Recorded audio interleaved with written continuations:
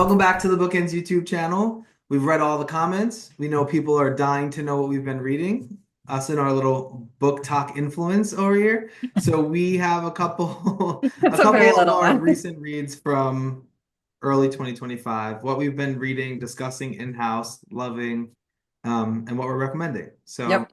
I've got two, which is kind of like one for you and one for us and one for me. I have one, and then also Sunrise on the Reaping. We're going to talk about that one together. Okay, let's start there because Yeah. first of all, this book ruined my life. And we did like a little book club here at Bookends. I know you read it, Emily read it, Kim read it, Sophie Sophie, read it. other people. There's a bunch of people that read this.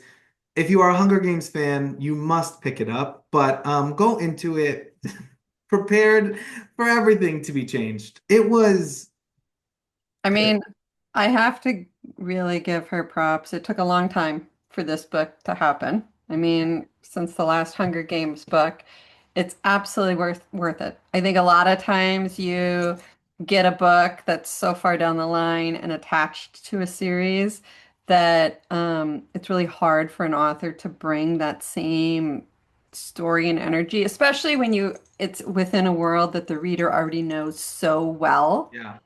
So I really have to, like, it's remarkable that she was able to bring me back to that first reading of Hunger Games and like really like it's worth the read if you I mean it's worth the read if you've never read Hunger Games.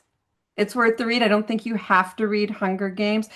But you I don't should. think Oh, you should read the whole trilogy, but I don't think you have to. If this would be your first one, I think you would be okay with that. I honestly do. I think she did a You really good job that this could be your first of the series. You would read this and understand it. You just really shouldn't. Like you should read the three Hunger Games because then you read this and it changes everything. Like everything that you read and knew Yeah. about the world, then you read this.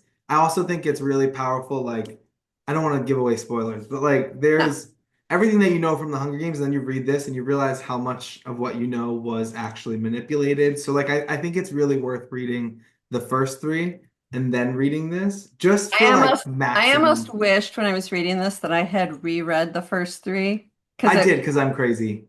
yeah, see, I wish I had done that because I had read them when they first, I guess when the third one came out, that's when I first read all of them back. No, I read the first two back to back and then I had to wait for the third one to come out. So I wish I'd gone back to them before reading Sunrise on the Reaping because I think there was some things that I knew I couldn't quite figure out what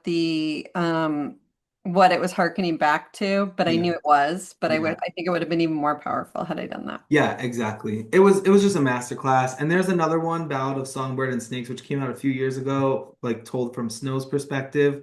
That one was not my favorite, but this So good. 10 out of 10. Yeah. Really recommend it. Um, everybody here who read it just raved about it. Yeah. So Yeah, and good. a book for the times too. And if you have kids of that age, it's a great book the whole family could read because, Yeah. it's hard to find that. But if you have kids who are readers or kid readers in your life, great way to connect with them over a book. Yeah, absolutely. So, all right, you're next. Okay. So I just finished Great Big Beautiful Life by Emily Henry. I know probably many of you are huge Emily Henry fans. I haven't read as much of her as others have, um, primarily because I did pick up one book that I didn't love. I'm not going to mention what it was. Which actually goes to the point we often talk about authors. Your readers are only in love with you based on the last book they read of yours. And that's sort of what happens. Like, there was a day when bookstores and their inventory sort of controlled what we read, but now we can buy anything at any time online. Anyway, that's a video for another day. Anyway, Great Big Beautiful Life definitely has Seven Lives of Evelyn Hugo, Oh yeah. Taylor Jenkins Reid's vibes, very, very much so. I imagine that story sort of um, gave some ideas to Emily Henry. Two writers, there they are. Adorable. Competing to do the memoir of a famous socialite. She's aging. She's disappeared off the scene for many decades, I guess.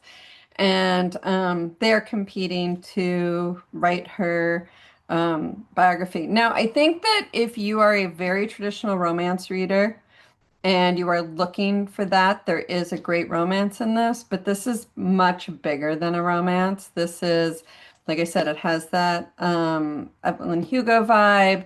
It has multiple storylines. It has the storyline of the famous socialite and her history, so it has a historical aspect to it. I loved all of that, but I do think that people looking for a straight romance, be aware that Yeah. it is really more of a romance meets women fiction kind of thing. But, on my list, this is, I mean, I'm looking for all of this kind of book, but this was just the perfect sort of summer beach read. It's a thick book.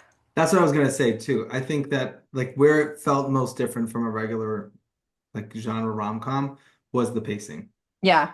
But I did not put it down. No, me I, neither. I did I like it. yeah, I finished it in the weekend. I loved it. So yeah, I'm a fan now. Well, welcome to the club. I've actually read all of her books, which is not my usual Oh fare, but I yeah. think she's really hilarious, so I Yeah. will usually pick them up when they come out. Yeah, and I thought this was also warm. She's warm, she's funny. She has all of those wonderful like there's also like the secondary, third dairy storyline of each of them and their families and things like that. So, one of the things I really realized about this because I have an author who's writing very similar to her. And one thing I really loved about this book is that and where I think it crosses the romance women's fiction vibe is that it definitely has the romance, but it also really has the growth, the emotional growth of a character that I relate more to women's fiction. And I think that's where it fits those two things together. Yeah, no, for sure. I agree. Anyway, I rambled enough. Your turn. My turn. Okay, I read Wild Dark Shore by Charlotte McConaughey. Great cover. It is really a great cover. This maybe became one of my all-time favorite books. Like it made which isn't now it's like an ever-growing list, which is getting a little unruly, but this is definitely up there. I call it my 6-star reads, like anything that's better than a 5-star. This was so good. I have yelled at so many people to read it, and they have Okay, you all didn't loved yell at it. me yet, so I'll have to put it on my I list. didn't, and this consider that this. But that this is about a dad and 3 kids. They live on an island. They take care of the island and the seed vault that's there. And then there's a huge. It opens with like a huge storm, and a Love woman that washes already. up on shore. And she's there for a reason. They don't yet know why, but it has to do with a dead body on the island.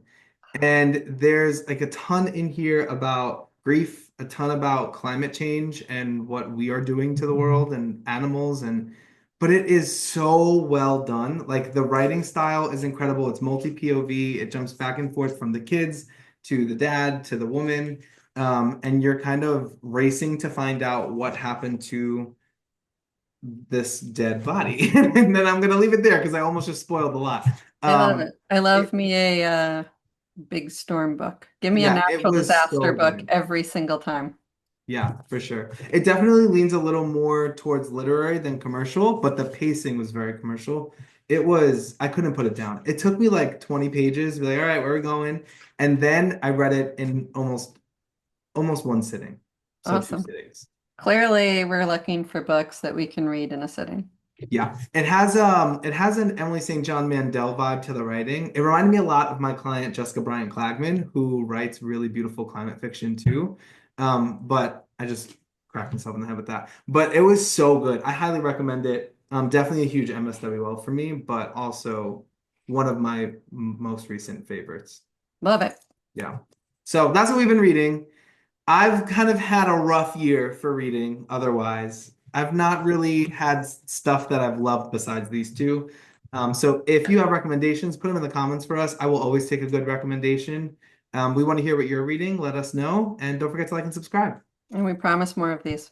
Yeah, we'll get back to it. We'll get our mojo back this summer. It's going to be a Yeah. good reading summer. It is. I can feel it. All right. Okay. We'll see you back here next time. Bye.